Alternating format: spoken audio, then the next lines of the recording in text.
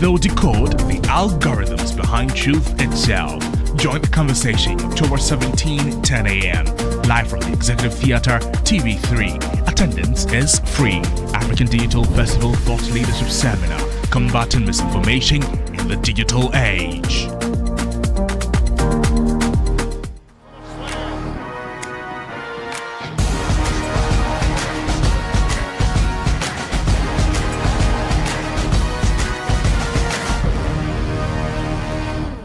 And you're still here on Newday. It's time for sport. The Bill Lishan is here. Hi, Bill. Good morning. Hi, Beatrice. How are you doing today? I'm good. Pink.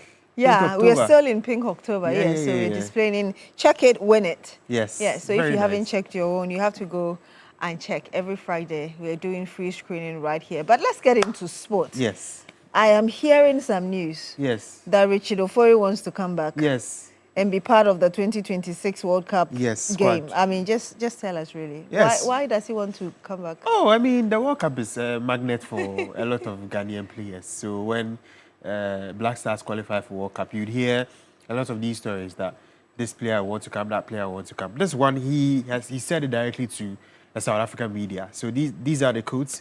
So I'm working hard and then focusing on my team at the moment. That's what you need to do to be there at the World Cup. He wants to be there. But how does he justify what happened in 2023, that he wants to come back?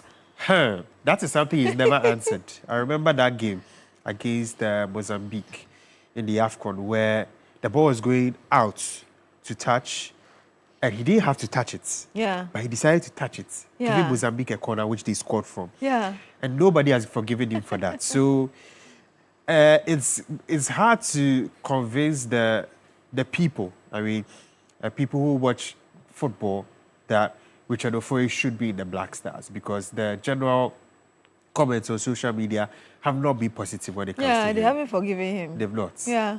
They've not at all. So it's going to be hard. But he has to, I mean, anybody has a chance, because he was part of, we did a research on the number of players that actually featured for the Black Stars in the World Cup qualifiers, the 2026 World Cup qualifiers. He was part of that 46-man squad. So maybe he can get in. Depends on what he does. Well, let's see, because he's making gains in South Africa anyway. Yeah. So let's see what happens. And then the Black Queens. You're not just talking about the Black Stars. The Black Queens, there's a list. Yeah. Tell us, who is in it? Yes, so a very, very good list. One surprising name that came in is Sharon Sampson. She's based abroad. She's been in the squad before, but it was a long time ago. But now she's gotten the look in. But this is for the preparation for the 2026 Women's AFCON. They have a qualifier against Egypt, 2 headers. So they'll play against them on the 23rd in Egypt and on the 28th back in Ghana. And my colleague Akosi AJ gives a breakdown on how the squad looks like in the Black Queens. So, Bill, thank you very much for the opportunity. This is going to be the first time that the Black Queens are assembling after their successful campaign in Morocco, which saw them win a bronze medal. And the list that the coach just made for the WAFCON qualifier against Egypt includes probably 90% of the squad who were in Morocco. I mean, except for Sharon Sampson, who wasn't in the squad.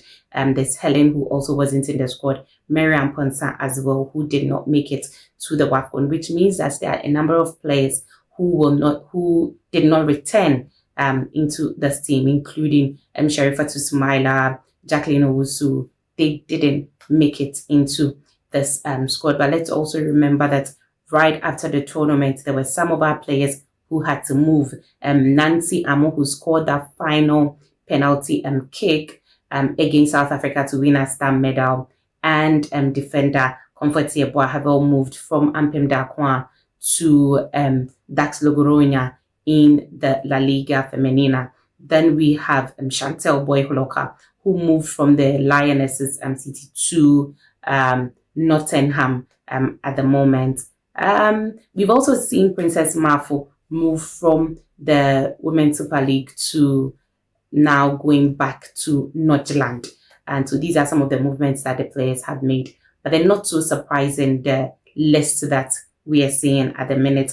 The goalkeepers, the same 3 that went to the Women's WAFCON, including Cynthia, Kerry McCarthy, and Afi, they made it onto the squad as well. Against Egypt, let's remember that Egypt already played in the first round of the tournament. We were included just based off of ranking and how we performed in the tournament, now to play in the second round. Akwesi J, with that report there, Babileshan, just tell us briefly about GPL and what we need to know before we wrap up. The Yes. GPL. That's a competition she loves because of Summertex. I didn't want to talk about because of Summertex.